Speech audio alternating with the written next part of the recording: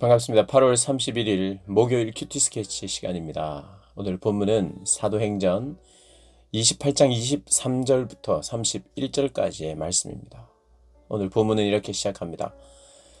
그들이 날짜를 정하고 그가 유숙하는 집에 많이 오니 바울이 아침부터 저녁까지 강론하여 하나님의 나라를 증언하고 모세의 율법과 선지자의 말을 가지고 예수에 대하여 권하더라. 오늘 본문은 이제 사도행전 마지막 이야기인데요. 사도 바울이 이제 로마에 도착해서 한 2년 정도 한 셋방에서 자기가 집을 얻어가지고 전세를 얻습니다. 전세를 얻어서 그곳에서 가택연금이 되어서 그곳에서 많은 사람들이 왔다 갔다 하면서 복음을 듣게 되고 성경을 공부하게 되는 그 내용으로 본문이 마쳐집니다.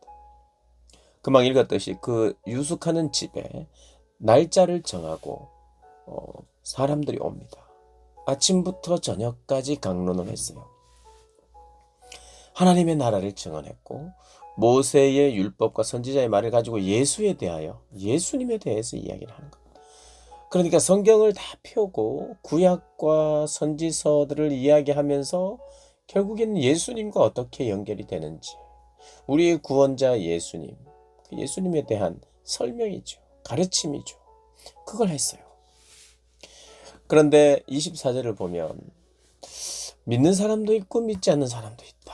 믿는 사람도 있고 믿지 않는 사람도 있다. 사도 바울도 그렇고 베드로도 그렇고 성령으로 충만한 이들이 복음을 전했을 때 5,000명, 3,000명의 변화, 회개하는 일도 있었으나 그 중에는 분명히 조롱하는 사람도 있고 믿지 않는 사람도 있고 그랬습니다. 그래서 이 사도들을 잡아서 죽이려고 했던 사람도 있죠.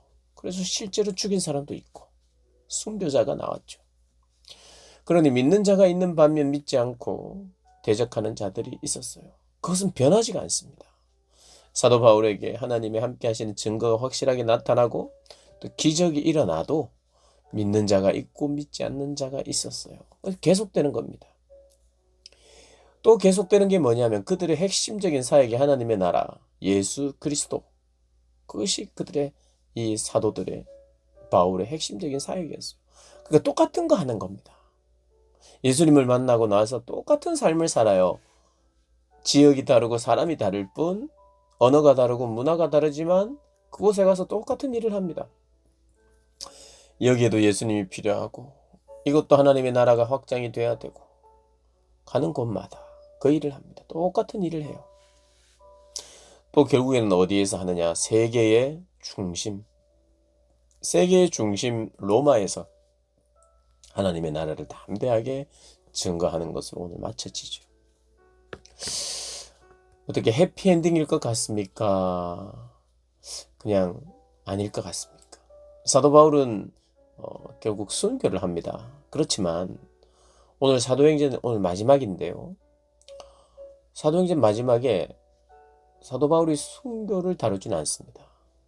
사도 바울이 2년 동안 로마에 머물면서 복음을 전했더라. 하나님 나라를 전파하며 31절에 주 예수 그리스도에 관한 모든 것을 담대하게 거침없이 가르치더라.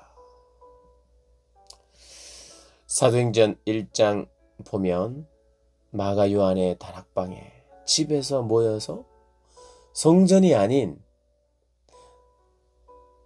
참 누구나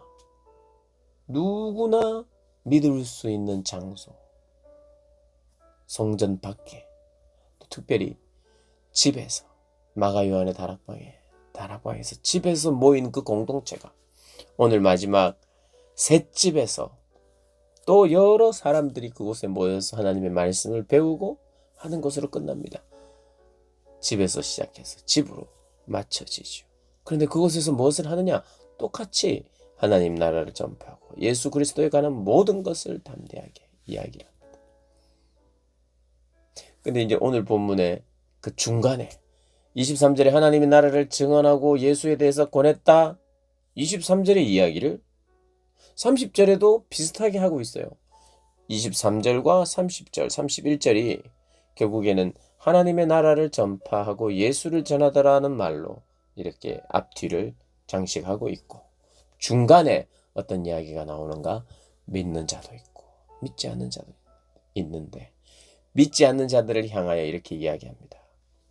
선지자 이사야를 통하여 너희 조상들에게 하신 말씀하신 것이 옳다. 믿지 않는 자들에게 일러스되 이 백성에게 가서 말하기를 너희가 듣기는 들어도 도무지 깨닫지 못하며 보기는 보아도 도무지 알지 못하는도다. 이 백성들의 마음이 우둔하여져서 그 귀로는 둔하게 듣고 그 눈은 감았으니 이는 눈으로 보고 귀로 듣고 마음으로 깨달아 돌아오면 내가 고쳐줄까 함이라 하였으니. 그런데 돌아오지 않았죠. 유대인들은 특별히 믿지 않는 자들,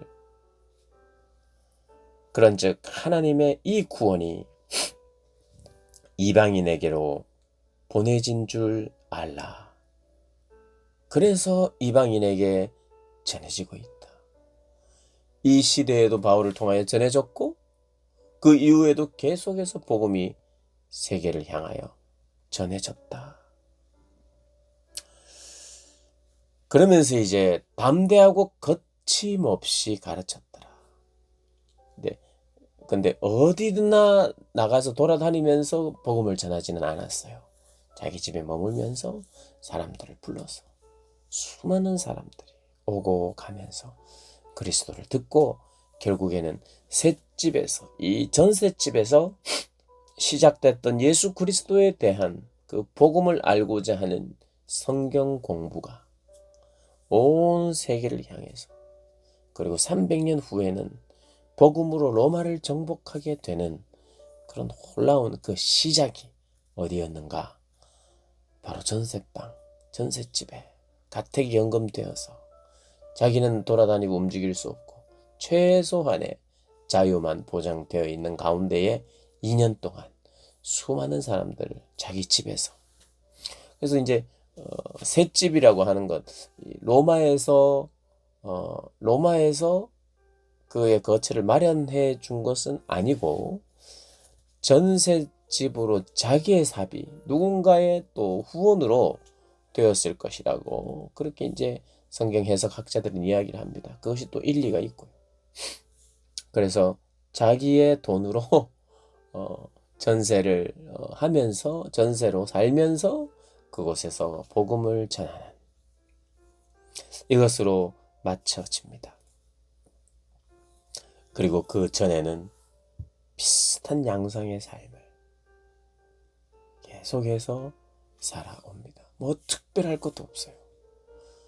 새로울 것도 없고, 주님을 만나고 변화되어 주님을 전하는 것. 어찌하든지 주님을 만나면 주님을 전하게 되어 있는데, 우리가 이 땅을 살면서 가장 건강하고 꼭 필요한 것이 주님을 만나고 주님을 전하는 것인데, 그것이 일어나고 있지 않는 우리가 삶을 산다면 어떤 면에서는 진정한 의미에서 그건 삶이 아니죠. 그분을 만나고 그분을 전하는 건데, 어려움이 있어도 전하고 핍박 가운데서도 전하고 그리스도를 믿고 그리스도를 사랑하고 그리스도의 성품을 닮아가고 예수를 전하고 그리스도를 전하고, 또 전한 바 되어서 믿는 사람들이 또 그들도 예수님을 믿고 닮아가고, 이 땅에서의 삶이 우리 모든 것이 아님을 알고 하늘을 소망하면서 살아가는 그 복된 삶. 그래서 그렇다고 해서 이 땅을 막무가내로 살아가는 것이 아니라 이 땅에서의 삶도 하늘을 소망하는 사람들에 의해서 정화되고 새롭게 되고 또 거룩하게 되고 정결케 되는 일들이, 그러니까 이 땅에서 살아갈 때에도 이 땅의 유일한 소망은 하나님이시고 영원한 삶의 소망도 하나님이시고 오직 우리의 소망은 예수 그리스도 한 분밖에 없음을, 이 땅에서도, 이 땅은 자꾸 썩어져 가고 있죠. 썩어져 갑니다. 썩어져 가는 것의 유일한 소망, 어두워져 가는 것의 유일한 소망, 한 존재밖에 없어요. 어두워지는데 유일한 소망은 빛밖에 없습니다. 빛. 썩어지고 타락하고 더럽고 정결하지 못한 그곳에 유일하게 그것을 해결하실 분이 주님밖에 없죠. 그래서 이 땅을 살아가면 살아갈수록 주님만 소망이구나. 그걸 깨닫는 것이 참 하나님의 은혜 안에 사는 것이고, 그걸 깨닫지 못하면 안타까운 거죠. 오늘 본문의 이야기처럼 듣긴 들어도 깨닫지 못하는 불쌍한 인생이 되는 것이죠. 듣고 깨달았습니까? 깨닫고 변화된 삶이 분명히 있습니까? 그리고 깨닫고 변화되어서 그 예수를 전하고 있습니까?